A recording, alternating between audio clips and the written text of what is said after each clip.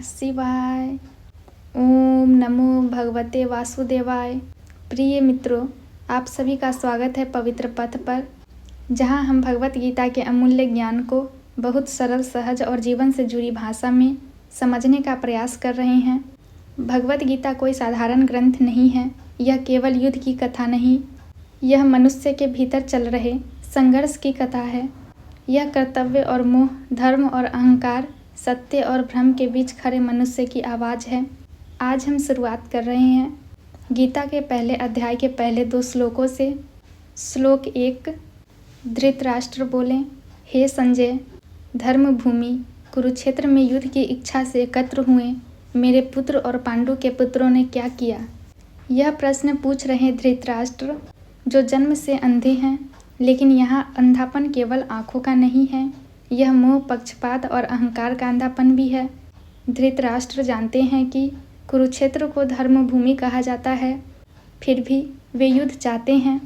यही से गीता का पहला संदेश शुरू होता है। जहाँ धर्म होता है वहाँ युद्ध की इच्छा नहीं होनी चाहिए, लेकिन जब मनुष्य के भीतर लालच, सत्ता और अहंकार होता है तो वह धर्म भूमि में भी युद्ध ढूंढ लेता है। ध्यान दीजिए मित्रों, धृतराष्ट्र कहते हैं मेरे पुत्र, पांडु के पुत्र। उन्होंने यह नहीं कहा हमारे पुत्र। यहीं से उनका पक्षपात साफ दिखाई देता है। जीवन में जब हम मेरे और तेरे में बट जाते हैं तभी संघर्ष शुरू होता है। आज भी हम यही करते हैं, मेरा परिवार, मेरी जाति, मेरी पार्टी, मेरा धर्म, मेरा फ़ायदा। और जब यही मेरा हावी हो जाता है तो धर्म पीछे छूट जाता है। धृतराष्ट्र का प्रश्न हम सबका प्रश्न है। हम भी जानना चाहते हैं, जब सच्चाई सामने हो तो लोग क्या करते हैं? धृतराष्ट्र को डर है। उन्हें पता है पांडव धर्म के पक्ष में हैं, कृष्ण उनके साथ हैं, सत्य की शक्ति उनके साथ है। फिर भी वे युद्ध का परिणाम जानना चाहते हैं। जब व्यक्ति भीतर से कमज़ोर होता है तो वह परिणाम जानना चाहता है, सत्य स्वीकार नहीं करना चाहता। श्लोक 2। संजय बोले, उस समय राजा दुर्योधन पांडवों की सुव्यवस्थित सेना को देखकर अपने आचार्य द्रोण के पास जाकर बोले, संजय, जो दिव्य दृष्टि से युद्ध देख रहे हैं, अब दृश्य बदलता है। दुर्योधन देख रहा है कि पांडवों की सेना सुव्यवस्थित है। यह केवल सेना नहीं है, यह अनुशासन, एकता और धर्म का प्रतीक है। दुर्योधन बाहर से भले ही शक्तिशाली दिखता है, लेकिन भीतर से वह डरा हुआ है। जब कोई व्यक्ति अपने बल पर नहीं, दूसरों के सहारे पर खड़ा होता है तो डर उसके मन में रहता ही है। दुर्योधन सीधे युद्ध भूमि में नहीं जाता, वह पहले द्रोणाचार्य के पास जाता है, क्योंकि द्रोणाचार्य पांडवों के भी गुरु हैं, अर्जुन के सबसे बड़े शिक्षक हैं। दुर्योधन चाहता है कि गुरु का मन पांडवों से हटे। यहाँ गीता हमें सिखाती है, जब व्यक्ति धर्म से नहीं, चालाकी से जीतना चाहता है तो वह डर के साथ आगे बढ़ता है।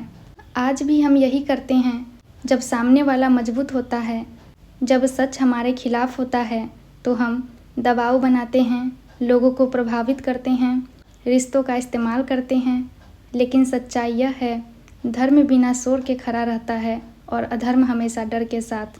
प्रिय मित्रों, गीता का पहला अध्याय हमें लड़ना नहीं सिखाता, यह अंदर झांकना सिखाता है। धृतराष्ट्र हमें बताते हैं मोह अंधा कर देता है। दुर्योधन हमें बताते हैं अहंकार भीतर से कमज़ोर होता है। और संजय हमें बताते हैं सत्य को देखने के लिए दिव्य दृष्टि चाहिए। जीवन का सरल सूत्र, जहाँ धर्म है वहाँ डर नहीं, जहाँ अहंकार है वहाँ शांति नहीं, जहाँ सत्य है वहाँ विजय निश्चित है।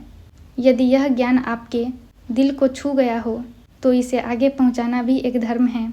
ज्ञान का प्रसार भी एक सेवा है। लाइक, शेयर, सब्सक्राइब, इसलिए कि गीता का यह सरल संदेश हर हृदय तक पहुंच सके। पवित्र पथ के साथ बने रहिए। कल हम आगे बढ़ेंगे अगले श्लोक की ओर। ओम शांति शांति शांति।